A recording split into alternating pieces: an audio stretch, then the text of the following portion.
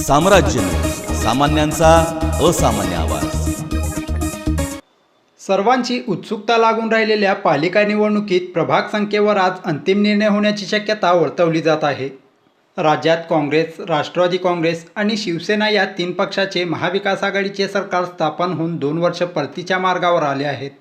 याच दरम्यानच्या काळात राज्यातील स्थानिक स्वराज्य संस्थेच्या निवडणुका पार पाडल्या जाणार आहेत।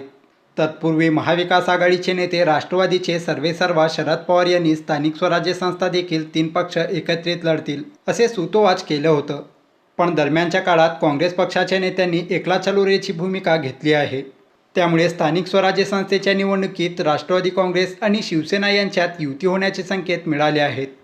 राज्यातील 18 महानगरपालिकेच्या निवडणुका होणार असून यापैकी मुंबई महानगरपालिकेकरिता एक वार्ड पद्धतीचा निर्णय घेतला जाणार आहे। मात्र उर्वरित राज्यभरातील 17 महानगरपालिकेत मात्र प्रभाग रचना पद्धतीचा अवलंब केला जाणार असून बुधवारी मंत्रालयात स्थानिक स्वराज्य संस्थेच्या निवडणुकीदरम्यान प्रभाग सदस्यांच्या संख्येवर अंतिम निर्णय घेतला जाणार आहे।